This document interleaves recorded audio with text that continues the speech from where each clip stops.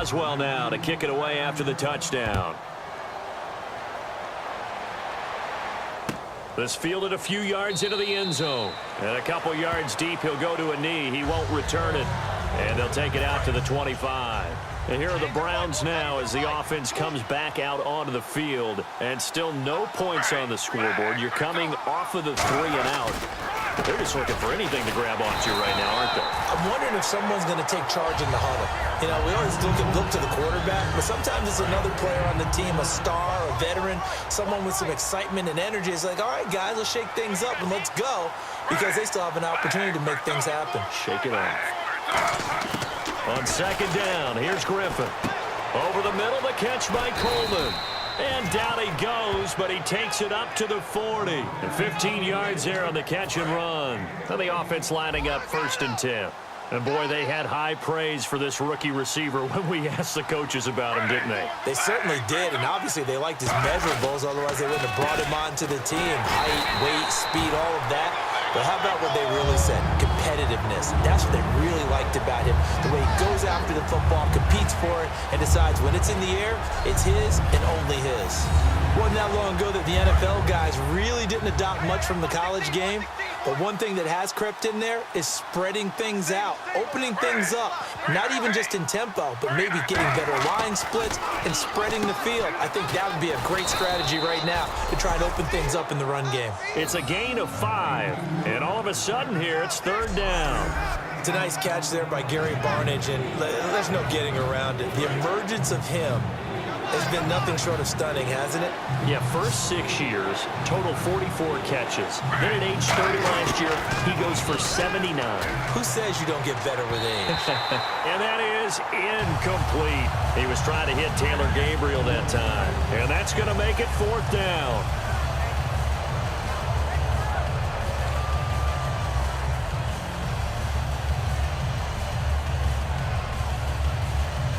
Here's Andy Lee now. He's been one of their few bright spots so far.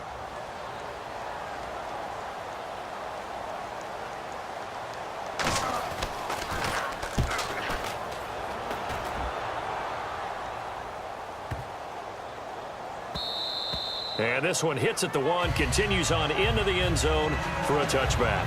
And now the Browns get ready as they head back out there. And maybe for them at this stage, it's sort of put up or shut up time. They need to stop trailing here. Oh, I'm with you totally on that one. They've got to go out there now and put an end to what's been going on in this ball game, where they've just given up points, gotten pushed around, so to speak, during this contest. They've got to find a way to end it right here, right now. Can they end it? Let's find out. It's a pickup of 14 there, and that'll be good for a Pittsburgh first. And when you're playing a quarterback with some experience and some moxie, you enter the danger zone when you decide to blitz him, because if he's able to diagnose as he did on that play, he can hurt you downfield. He reads defenses so well, doesn't he? He really does, and the best part about that play for him, there goes D'Angelo Williams. And he takes it down deep into enemy territory. It's a big play there for the Steelers. 62 yards. And the elder statesman with a big run. He's hit that dreaded 3-0. He still can churn it. I love the way you treat him with respect. Respect. Elder statesman. You didn't just call him an old guy or anything like that. Call you an elder statesman. I love the way he can still play. Talk about running it with pushing and fighting his way in for a Steeler touchdown. Fitzgerald Toussaint taking it in from 4 yards out. And the Steelers find a way to stretch their lead. We got a little bit of everything on that run. Offensive line creating some space, but how about the guy running behind his pads into the end zone? What does that mean when a guy says running behind his pad? It means that he's going to be a physical runner. That way he's able to use his shoulder pads, his forearms, anything to ward off people, to power his way forward. Boswell for the extra point.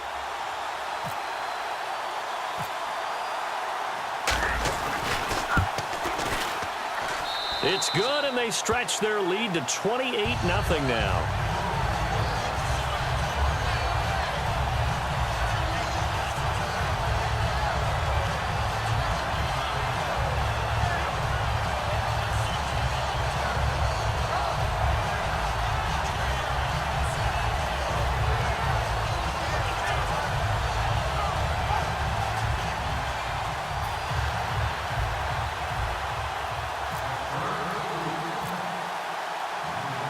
Boswell now to kick it away after the touchdown.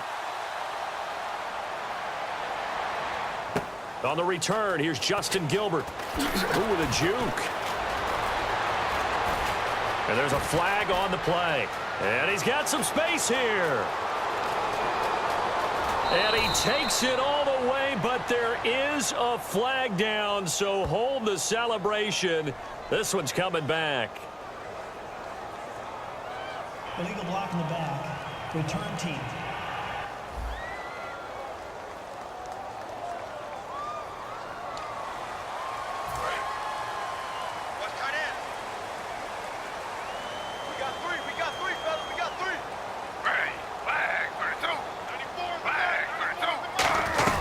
They'll run it now out of the gun.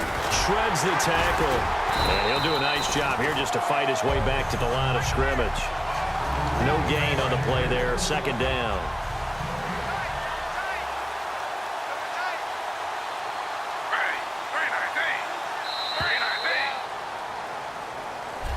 Back now in Pittsburgh. A lot of happy faces in the crowd at this point as their guys have a big lead here to start quarter number 4.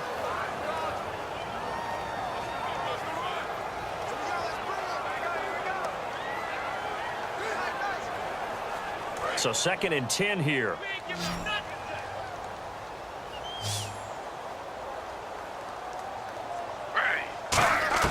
Now Griffin on 2nd down. A screen complete to Crowell.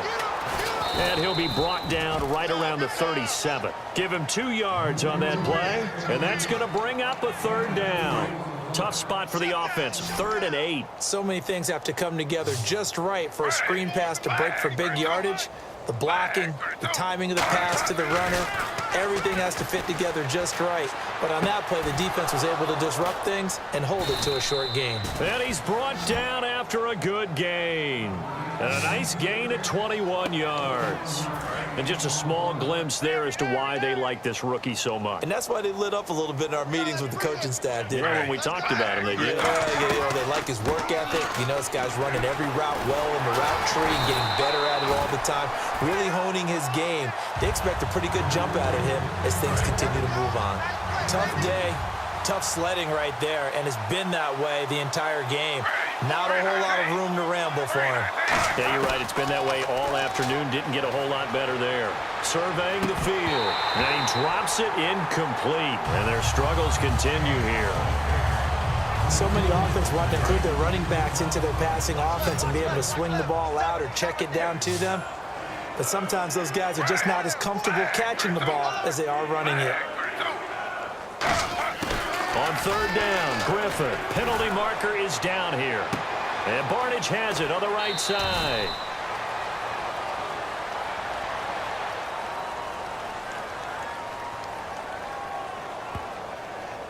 Holding offense.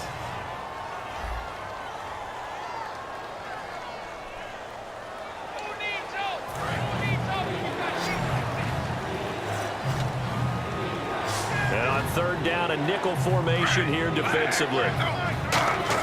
From midfield now, here's Griffin. And this is going to be incomplete. Andrew Hawkins, the intended receiver. And that's going to bring up a 4th down.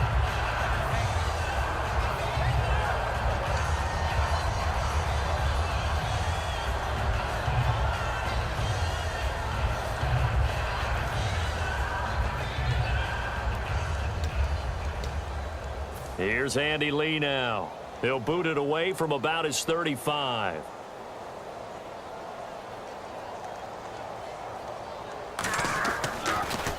He gets it away, and I think they'll smartly play keep away here from Brown. And this will depend on the spot as it sails out of bounds, and they'll say it sailed out at the 10-yard line. And Pittsburgh getting set to take the field. And they will simply, Charles, be looking to duplicate what they did last drive when they were able to push it in for 6. And they hope it'll be that easy, right? To be able to take exactly what happened before, replicate it. They may have to make a few additional changes along the way because I'm sure the defense will make some adjustments, but they've got to have great confidence having scored the last time out. That's a good play by the guys on the defensive side of the ball. Held them to a gain of 2. And that changes the playbook a little bit now for the guy calling plays. 2nd and 8. Now he's got to probably think about going to the air instead of maybe staying with the ground game. And he's brought down after a good gain.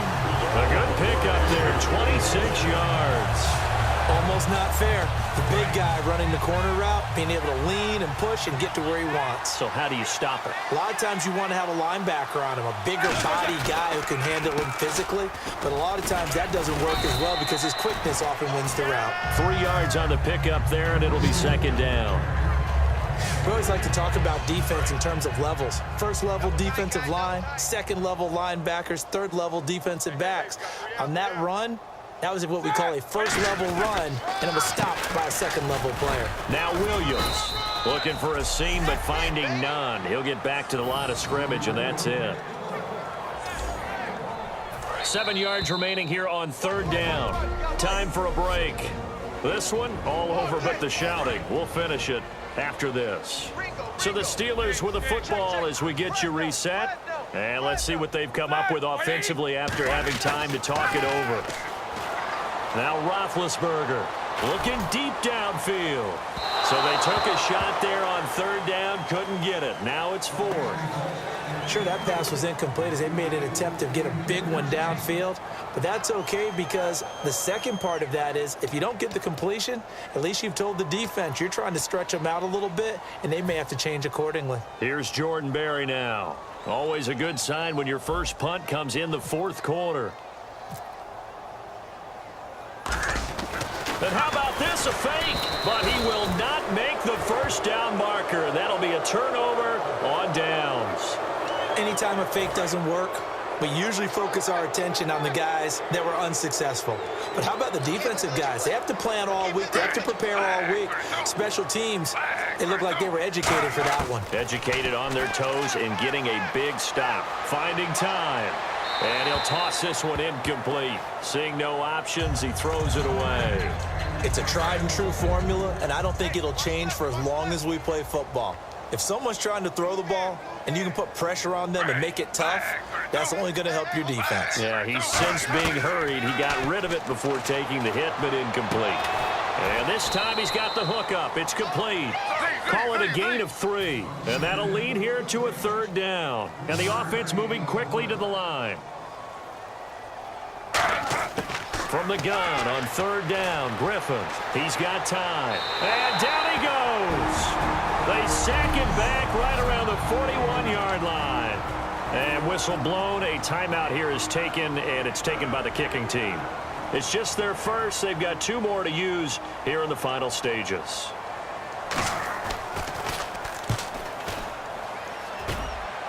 And this will be up to the ruling of the side judge here. He says it crossed out of bounds at the 16-yard line. Now the Steelers offense gets ready to get back onto the field. They have the big lead here late. They protected their home turf well, didn't they? They certainly did, partner. And just think about how good that feels because every team has a goal when they start the year to win at home. All right, and sometimes you don't win all of them, but they managed to get that done today. There goes D'Angelo Williams. He's at the 30. And he will get into the end zone. It's another touchdown. This thing is ugly. And, my friend, I think it's safe to say that this game is pretty much deceased at this point. It's taken a knee, so to speak. It is definitely this victory formation. Take the snap, take the knee, call it a night, call it a game, call it whatever. I agree with you totally. I don't think there's much left to get except for those who want to run up the score. I knew this was over about a minute ago when you took your stat sheet and just flipped it over your shoulder in the trash can. Yeah, that's similar to the guys cutting tape off right before the game's over. We know this thing's done. Extra point now by Boswell.